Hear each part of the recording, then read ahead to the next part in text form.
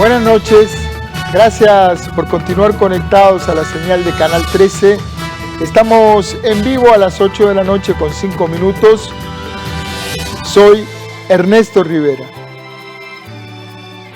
En abril del 2016, un incendio devoró las centenarias maderas del Liberty Hall, el Salón de la Libertad, un edificio que todos conocíamos como el Black Star Line y que está ubicado en el corazón de la ciudad de Limón. El Black Star Line era y es una de las conexiones físicas con una parte muy profunda de Costa Rica, la comunidad afrodescendiente. El edificio había sido construido en 1922 para la Asociación Universal del Mejoramiento del Negro, la UNA, aquella organización que había fundado el periodista y activista jamaiquino Marcus Garvey cuando pasó por Costa Rica.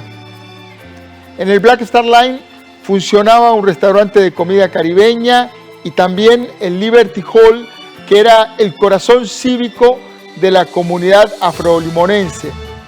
Allí se celebraba, por ejemplo, el célebre concurso de Black Beauty, y ahí se escogió a la primera reina de los carnavales en 1949. Para conversar sobre la reconstrucción del Black Star Line y sobre la historia de los afrodescendientes, invité esta noche al arquitecto Teodoro Sáenz. Buenas noches, don Teodoro. Bienvenido a Costa Rica Noticias. Bueno, muy buenas noches a todos la audio televidencia de Costa Rica, y muchas gracias a usted, don Ernesto, por haberme invitado a este espacio, y muy agradecido. Y bueno, vamos a ver qué podemos comentar acerca de este edificio tan emblemático y con todas las incidencias que se han dado de esa fatídica fecha que realmente la llevamos consignada en nuestra memoria. Por ende, hemos trabajado consecuentemente con un grupo sumamente imprescindible en esta gesta y como yo te digo, seguimos trabajando en esto, logrando el objetivo de todos y para todos los limonenses y aquellas personas que admiran exactamente esa esencia de un legado colectivo que está impregnado en un edificio como el Liberty Hall. Don Teodoro, ahí estábamos viendo en pantalla las imágenes lamentables, dolorosas del incendio. La historia del incendio y la reconstrucción del Black Star Line es una historia que guarda muchos paralelismos con la historia de los afrodescendientes que fueron secuestrados de África y esclavizados. El Black Star Line tenía esa carga simbólica de toda esa tragedia de la llegada de los negros a América. ¿Cómo se vive esa pérdida? Realmente es difícil decirlo. Lo que podemos contener en este fragmento de pérdida es volver a cifrar esfuerzos como en su oportunidad se dieron nuestras herencias o nuestros antepasados que pudieron fraguar parte de esta herencia panafricana que se destaca sobre este edificio. No es solo el contenido estructural, sino realmente esa filosofía de mutualismo, de ese conglomerado de actividades importantes que se daban, como lo decimos nosotros, un generador de alianzas importantes, tanto de todo este grupo de personas que venían llegando, de las necesidades de poder generar espacios importantes para muchas personas. Era imprescindible el ejercicio del conglomerado social que se dio ahí, de muchas historias que se fueron gestando como un generador de actividad social, un generador que identificaba todo lo que eran tradiciones, costumbres integradas en un espacio físico como este, donde se daban las hermandades a través de las logias, las grandes actividades de grandes artistas que nacieron de ahí, como un Johnny Dixon, grupos como Bocaracá, también esas afiliaciones importantes religiosas que pudieron ser patentes en lugar, Pero bueno, todo eso viene a darnos el hecho de que nosotros pudimos reunirnos y tirar línea en este espacio para poder lograr el objetivo de hacer la reconstrucción como tal. Yo creo que parte de este asidero es no llegar al punto de sentirnos dolidos, sino compenetrarnos realmente en el rescate de esa memoria que está impregnada totalmente en el espacio. Es un generador de actividades, un generador de sueños, de idilios, de tradiciones y de costumbres que estamos luchando por reconstruirlo. Y creo que vamos paso a paso, no ha sido así. La Unión, la UNAE, en ese conglomerado de la Comisión Técnica Profesional, en la cual coordino con un grupo de compañeros, colegas y otros más, que hemos dado ese salto y ese esfuerzo de más para ir logrando los primeros esbozos para generar esta primera y segunda etapa de reconstrucción de Liberty Hall. Don Teodoro, desde el punto de vista de la arquitectura, el edificio era un clásico del estilo victoriano caribeño. ¿Qué características tenía el edificio original? Y también, ¿qué nos puede aportar? ¿Qué sabemos de la reconstrucción? ¿Cuánto avance tiene? ¿En qué etapa está? Don Ernesto, nosotros primero que todo, una vez que tuvo este siniestro, se hizo una arquitectura, una investigación que la llamamos nosotros una arquitectura de rescate funeraria, digámoslo en el estilo ya así como más drástico. Lógicamente se hicieron todos los análisis de rescate sobre el aspecto de la tipología. Yo no lo llamaría tan victoriano, hay algunas consideraciones que yo más bien sería una arquitectura regional que está muy establecida, con todos los acentos de la bioclimatología de la zona, con esos grandes aleros, con toda la contribución de crear espacios para que pueda fluir y tener un confort interno, ¿verdad? Sí es importante definir también que el rescate que se le está dando en relación con el edificio anterior, una vez que se hizo el análisis integral de esa investigación primaria, al ser un patrimonial, nos dimos cuenta que el edificio que se quemó, las dimensiones y algunos elementos que contribuían a la estructura total no estaban acorde del edificio de 1922, por lo cual se hizo el rescate inmediato de esa infraestructura, ¿verdad? Entonces, valiendo todo ese contexto, tomando en cuenta el emplazamiento y todo, recurrimos a salvar elementos que realmente no estaban considerados en el edificio que se quemó. O como dicen, se quemó y pudimos considerar muchos aspectos que no estaban como dentro de la memoria del primer esbozo de ese edificio como tal. ¿En qué etapa está la posibilidad de reconstruirlo? Bueno, nosotros terminamos la primera fase del anteproyecto. Se montó una comisión técnica con Sorchi y arquitectos. Ahí, por cierto, cabe mencionar al arquitecto Mario Azofeifa, hijo de Isaac Felipe Azofeifa, que fue uno de los grandes líderes que en paz descanse, fue contribuyente fuerte en esta gesta, y además otros que hay que nombrar, como Universidad Latina, Citrapequia, nuestro sindicato de trabajadores petroleros, químicos y afines, el cual yo soy el coordinador y soy el que llevo exactamente la fuerza dada por nuestro sindicato para poder acompañar en esto, y otros más liderazgos. Y la etapa consecutiva de esto, una vez que hicimos planos detallados, se pasó todo por bomberos, con las normas actuales, que la ley 7600, sistema de agua contra incendios, se pasó ya en la parte de la vialidad ambiental al 100%. Recurrimos a una primera fase con una subvención de gobierno de 150 millones de colones que se ejecutó en un 100% en una losa estructural, cual tuvimos que cambiar por una fractura que tenía ese suelo, que no tenía una dinámica de resistencia que se había diseñado con placas aisladas. Tuvimos que recurrir a otro sistema, gracias a Camacho y Mora, que es los que nos acompañan fuertemente en esta campaña.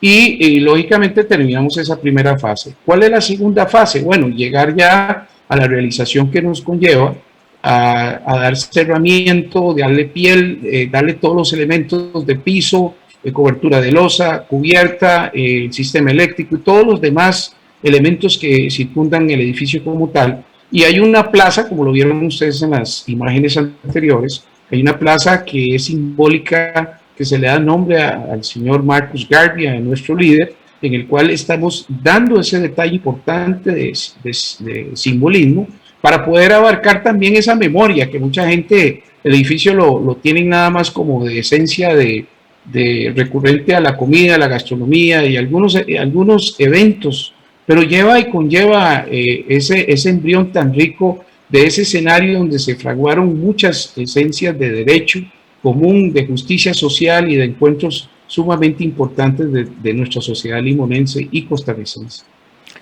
Precisamente toda la historia del edificio está ligada a la historia de Marcus Garvey y de la comunidad de Limón. Marcus Garvey proponía el regreso de todos los negros del mundo al África para que crearan su propia nación. ¿Cómo nace el Black Star Line en Limón? Bueno, el Black Star Line tiene una esencia interesante. Puedo tomar en cuenta en 1922, en 1910, en esa visita que hizo Marcus, fue el único edificio que inauguró Marcus Garvey en Limón, de la UNAE. Eso es sumamente significativo. De ahí empezó a levantarse y a erigirse este potencial embrión de convergencias importantes.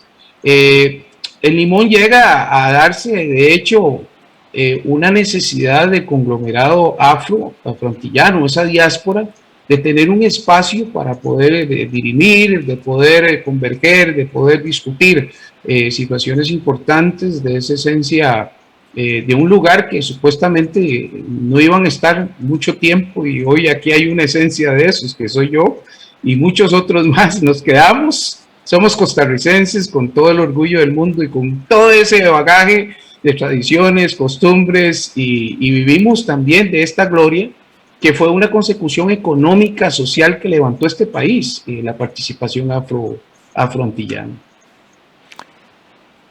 Don Teodoro, muchos historiadores afrodescendientes le llaman al periodo del esclavismo y del tráfico de personas, que duró, nada más para apuntarlo para la audiencia, duró todo ese periodo ominoso, duró casi 400 años. A ese periodo del tráfico de esclavos, muchos historiadores lo llaman Maafa, que quiere decir holocausto en lengua suajili. Suajili, ajá, correcto. ¿Cómo fue ese periodo tan nefasto? ¿Dónde capturaban a la gente en África? Uno ve ahora estas generaciones que están acá, pero cuando hablamos de afrodescendientes, hablamos de personas que vienen, que tienen como herencia ese holocausto original. ¿Cómo era? Sí, bueno, sí, esa es una historia sumamente, bueno, acuérdese que se tomó como genocidio, y el Swahili lo acabas de mencionar. Estamos hablando de esa época tan nefasta. Estamos hablando de esos grupos de Occidente, Yorubas, Bantú, que salen de esos territorios Igbo, Yoruba, de los grandes, puede decirse, imperios malí, de Benin, y todo ese conglomerado tan fuerte que existía, lógicamente, una esclavitud mediática, de política y de deudas y todo, pero la más sangrienta fue este genocidio de América, donde llegaron por la falta de ese soporte indígena, que desaparecieron de un momento a otro, buscaron otros rasgos, ingresaron a ese occidente africano, mucha gente de Liberia, mucha gente de Senegal, mucha gente de Benin, Angola más abajo, yéndose hacia el sur, y lógicamente ese arrastre de esa trata de esclavos significativo, esa mano de obra era sumamente importante, que desarrollaba una economía maléfica, digámoslo así, y fueron muchos años de dolor y desidia, y más que todo, una vez que llegaron a los diferentes destinos, cuando se iban a Sudamérica o llegaban a las Islas Menores, el desastre de esas situaciones tan difíciles que vivían a un nivel precario, deshumanizado, nos lleva a nosotros que hoy tenemos que vivir conmemorando en cierta manera y también festejando. Es un poco irónico, pero nos dejaron muchos legados importantes de todo ese arrastre de todas esas costumbres importantes que venían en ese embrague de África hacia esa diáspora que se dispersó en todo el Caribe, llegando a todos estos lugares como Jamaica, como Barbados, que fueron intervenidos, y esas luchas que se dieron idílicas entre Francia, Inglaterra, buscando ese poderío. Y bueno, no cabe más rescatar que eso es parte de una situación tan difícil de reprobar, pero hoy, resemantizando el esquema, estamos por recordarnos de todo eso, pero hoy enarbolamos la bandera de que podemos desarrollar de manera clara y contundente con los derechos que nos confiere esta patria, y asimismo toda la esencia afrodescendiente está luchando por ese espacio, que hoy somos oídos y somos voz, y no cabe dejar de lado que sí hay muchas cosas importantes que se dieron inclusive en ese afrocolonial que se dispersa mucho en el lado de Guanacaste, cuando vimos la marimba, el quijongo, el mondongo, el vino de Coyol, el horno clásico de África, el pilón, y nos vamos en esa contundencia donde el obispo Morel de la Cruz nos inventa toda una historia tan rica que está impregnada, la invisibilización que se da, pero hoy tenemos esta oportunidad en este mes de la persona negra y la cultura afrocostarricense, donde podemos recobrar muchas cosas que hoy no podemos dejar de borrar, no podemos borrarla, pero podemos sentirnos orgullosos de que nosotros vamos a ser una voz positiva, elocuente, y podernos desarrollar como seres humanos que somos todos en este planeta. En el caso de la zona atlántica costarricense, que es uno de los enclaves originales de los afrodescendientes en Costa Rica, hay varias versiones de cómo llegan los afrodescendientes a Limón. ¿Cuál es la suya? ¿Cuándo y cómo llegan los negros a esta zona? Hay varias situaciones interesantes. Bueno, hablemos del siglo XVI, cerca del XVII, con ese emporio africano, el emporio, cacautero que se dio en Matina, cuando era un solo conglomerado. Cartago asimilaban esos grandes hacendados, solo iban a la corta y sacaban el producto. Ya habían africanos en ese momento. Había una afiliación de lucha también con los afiliados los misquitos con los ingleses, que se empezó a dar toda esa lucha y quedaron pequeños conglomerados de africanos que se fueron compenetrando en algunas islas como Corn Island, Bluefield, que ahí sí había una hegemonía muy fuerte de africanos, y en esa tendencia de arraigo que se fueron cimentando en esas islas, pues fueron circuitos muy cerrados dentro de lo que hemos podido investigar. Ya en 1872 aparece la necesidad, y muy tempranamente en Panamá con el canal, hay trascendencia de afrocaribeños, y bueno, lo nefasto de algunas situaciones que se dieron también. Hablemos de la mayor parte de la gente de Jamaica, con los terremotos, con los huracanes. Bueno, uno de ellos fue en 1907, que desapareció totalmente Jamaica. Bueno, no había nada que hacer, entonces la emigración empezó a dar paso al canal de Panamá, y sobre eso se viene el acontecer en 1872-73, una evolución de gente buscando exactamente arraigo económico para poder sobrevivir, y se vino esa primer variedad supuestamente en el Lisi, que son afrodescendientes, y con el tiempo nos podemos dar cuenta en una época cuando empezamos a oír algunos misquitos hablando un poquito de lengua yoruba, mezclado con esa lengua tan rica que viene muy arraigada de Nigeria. Se escuchan algunas pausas o pidgin que llaman, o algunos elementos de esos del que está en el lugar, con el que llega, con el que llega y que está en el lugar, empiezan a compenetrarse palabras interesantes que se dan en esas islas, digamos en Corn Island, más arriba los garífunas, gente que come yuca, por cierto, es en Yoruba, también compenetran el legado africano tan fuerte. Si vamos a Esmeralda también, Esmeraldas en Ecuador, hay una línea muy interesante de África que se mantiene ahí, y se viene y se compenetra con esa influencia afro-antillana, pero más afro que afroantillana, ¿verdad? Y se conjugan, y ahí salen todo ese montón de acervos que en un momento se hacen signos de interrogación. Yo vine antes, pero ustedes llegaron después y sentimos lo mismo, ¿verdad? Esa diáspora claro, es presente. Uh-huh.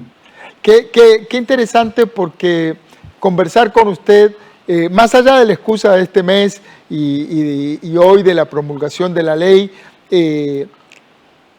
poner en pantalla y entender que Costa Rica es un país pluriétnico y pluricultural. Aquí estamos los dos costarricenses, nos vemos diferentes, pero sentimos parecidos, tenemos costumbres cada uno distintas por nuestra identidad, pero convivimos, conformamos un país. Por eso me pareció importante tenerlo, hablar del Black Star Line, hablar de la cultura afrodescendiente.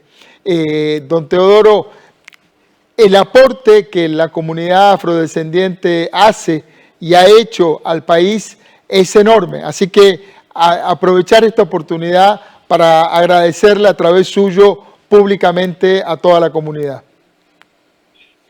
Bueno, es importante, la diversidad es la riqueza más grande que nos ha dejado el mundo. Ese pilot, ese crisol de elementos es reconocer de que somos seres humanos con pequeñas cositas que nos hacen ricos en la convivencia.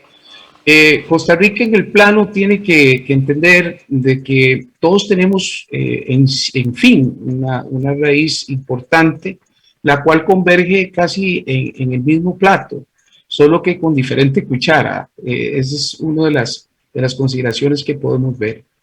Pero al decir que este país es multiétnico y pluricultural, no solo es el hecho de decirlo, aquí faltan elementos de políticas públicas que puedan enarbolar exactamente este adagio y poderlo convertir en realidad con una educación que nos pueda filtrar exactamente cuál es nuestra historia, cuál es nuestra huella, basado en todo esto, en este complemento de cómo se forja una comunidad, una sociedad como la costarricense. Y ahí es donde podemos hacer el llamado de que tenemos que construir exactamente esa historia como es. Don Teodoro Sáenz, arquitecto, activista por la participación afrodescendiente, le agradezco el tiempo que nos dedicó, su participación en este programa. Buenas noches. Buenas noches, don Ernesto, y a toda la teleaudiencia, que Dios nos los bendiga, ha sido un placer.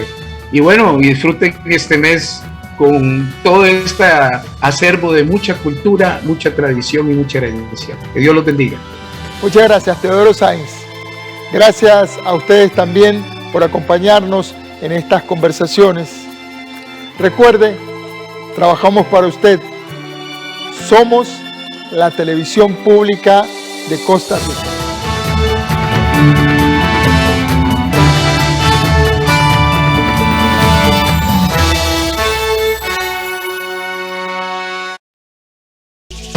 A continuación,